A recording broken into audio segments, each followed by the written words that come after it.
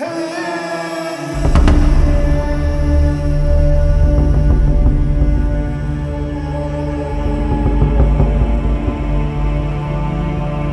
সভ্যতার সূচনা থেকে ইতিহাসের পাতায় বহু সাম্রাজ্যের উত্থান পতন ঘটেছে। তেমনি এক প্রাচীন সাম্রাজ্য হল অ্যাসিরীয় সাম্রাজ্য।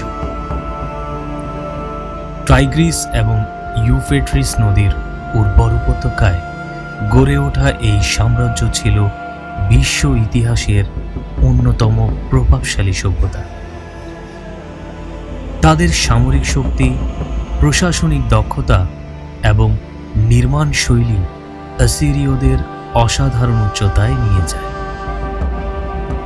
এই সাম্রাজ্যের শাসকরা ছিলেন কঠোর এবং নির্মম, তবে একই সঙ্গে তারা ছিলেন সুদক্ষ এবং প্রাজ্ঞ। তাদের হাত ধরেই স্থাপত্য, শিল্পকলা এবং যুদ্ধ কৌশলে নতুন যুগের সূচনা হয়। এই গৌরবময় সাম্রাজ্যের ইতিহাস শুধু শাসন আর বিজয়ের গল্পই নয়, এটি মানব জাতির অধ্যবসায়, সংগ্রাম এবং সৃষ্টিশীলতার প্রতিচ্ছবি। আসুন ইতিহাসের পাতায় ফিরে যায় আর ঘুরে আসি এমন এক সভ্যতা থেকে যা আজও মানব ইতিহাসে এক মহাকাব্যিক অধ্যায়।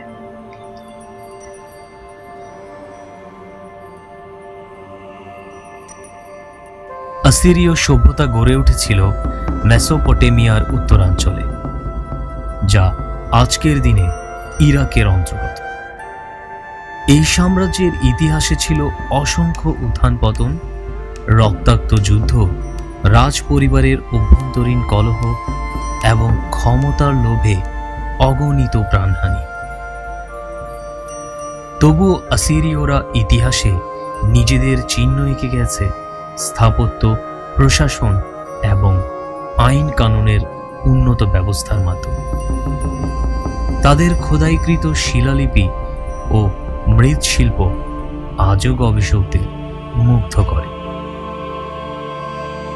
অ্যাসিরীয় সাম্রাজ্য প্রায় খ্রিস্টপূর্ব 2025 থেকে 609 সাল পর্যন্ত টিকেছিল, যা প্রাচীন বিশ্বের অন্যতম দীর্ঘস্থায়ী এবং প্রভাবশালী সাম্রাজ্য হিসেবে বিবেচিত হয়। অ্যাসিরীয় সাম্রাজ্যের সময়কাল সাধারণত 3টি পর্যায়ে ভাগ করা হয়। এগুলো হলো প্রারম্ভিক অ্যাসিরীয় যুগ, মধ্য অ্যাসিরীয় যুগ এবং নব্য অ্যাসিরীয় যুগ। এই সময় অ্যাসিরীয় সাম্রাজ্য একটি ক্ষুদ্র নগর রাষ্ট্র হিসেবে আত্মপ্রকাশ করে। এটি ছিল মূলত অ্যাসিরীয়দের স্বাধীনতা অর্জন এবং নিজেদের সামরিক ও অর্থনৈতিক শক্তি গড়ে তোলার সময়।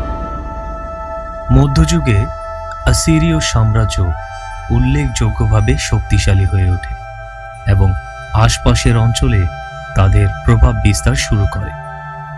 এই সময় তাদের প্রশাসনিক ও সামরিক শক্তি উল্লেখযোগ্য হারে বৃদ্ধি পায়। অ্যাসিরীয় সভ্যতার মধ্যযুগের স্থায়িত্বকাল ছিল 1378 থেকে 936 খ্রিস্টপূর্ব পর্যন্ত। তৃতীয় ভাগ বা নব্য অ্যাসিরীয় সাম্রাজ্য 936 থেকে 609 খ্রিস্টপূর্ব পর্যন্ত স্থায়ী হয়। এ যুগেই অ্যাসিরীয় সাম্রাজ্য তার সর্বোচ্চ শিখরে পৌঁছায়। তারা পুরো মেসোপটেমিয়া, লেভান্তে এবং মিশরের কিছু অংশ জয় করে নেয়। আসুরবানিপাল এবং সেনমাখেরিব এর মতো বিখ্যাত শাসকেরা এ সময় রাজত্ব করতেন। তবে খ্রিস্টপূর্ব 612 সালে নিনেভে ধ্বংসের মধ্য দিয়ে এই সাম্রাজ্যের পতন ঘটে। অ্যাসিরীয় সাম্রাজ্যের জনগণের জীবনযাত্রা ছিল কঠোর, শৃঙ্খলাবদ্ধ এবং রাজ্যের সামরিক ও প্রশাসনিক চাহিদা মেটানোর জন্য কেন্দ্রীভূত। সমাজের বিভিন্ন স্তরের মানুষ বিভিন্ন পেশায় নিয়োজিত ছিল এবং তাদের জীবনযাপন নির্ভর করত তাদের সামাজিক অবস্থান ও পেশার উপর। অসিরীয়দের অর্থনীতির মূল ভিত্তি ছিল কৃষি।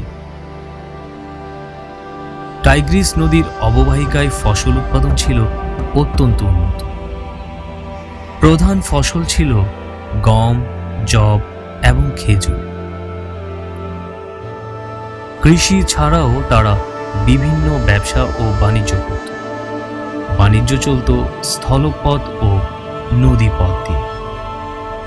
তারা লোহা, তামা, পাথর, কাঠ এবং মশলা আমদানি করত, আর টেক্সটাইল, ধাতব পণ্য ও সিরামিক রপ্তানি করত। নিনেভে, আশুর এবং কালহু বাণিজ্যের প্রধান কেন্দ্র ছিল।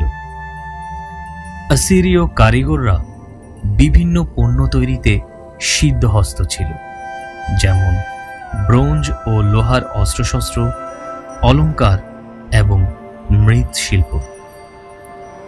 এছাড়াও তারা সূক্ষ্ম টেক্সটাইল এবং কারুকাজ করা আসবাবপত্রের জন্য বিখ্যাত ছিল।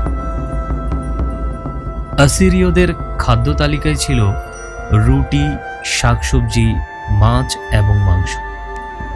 তারা মদ্যপান ও খেজুরের রস পান করতেও পছন্দ করত। পোশাক হিসেবে ব্যবহার করা হতো লিনেন ও পশমের কাপড়, যা ছিল নানা নকশায় সুসজ্জিত। অসিরীয়রা বহু দেবদেবীতে বিশ্বাস করত। আশুর, ইস্তার এবং মারদুক ছিল তাদের প্রধান দেবতা। তারা মন্দিরে পূজা দিত এবং বিভিন্ন ধর্মীয় উৎসব পালন করত। অসিরীয়রা উন্নত প্রযুক্তি ব্যবহার করে স্থাপত্যে অনন্য কৃতিত্ব দেখিয়েছিল। তারা দুর্গ, প্রাসাদ এবং সেচ ব্যবস্থার জন্য বিখ্যাত ছিল। রাজা আশুরবাণীপালের গ্রন্থাগার ছিল প্রাচীন বিশ্বের সবচেয়ে সমৃদ্ধ গ্রন্থাগারগুলোর মধ্যে একটি। অসিরীয় সাম্রাজ্যের উত্থান এবং সাফল্যের পেছনে মূল কারণ ছিল তাদের অসাধারণ সামরিক দক্ষতা ও যুদ্ধ কৌশল। অসিরীয়দের সামরিক বাহিনী ছিল তৎকালীন বিশ্বের সবচেয়ে সুসংগঠিত এবং শক্তিশালী সেনাবাহিনী। এই সেনাবাহিনীতে পদাতিক, অশ্বারোহী এবং রথচালক বাহিনীতে বিভক্ত ছিল। অসিরিয়ানরাই পৃথিবীতে প্রথম লোহার অস্ত্রের ব্যবহার শুরু করে। তলোয়ার, বল্লম, তীর ধনুক এবং রথ ছিল তাদের প্রধান অস্ত্র। তারা কেল্লা বা দুর্গ দখলের জন্য বিশেষ ঘেরাও কৌশল ব্যবহার করত। তারা সুরক্ষা দেয়াল ভাঙার জন্য ব্যাটারিং র্যাম এবং সিঁড়ি ব্যবহার করত।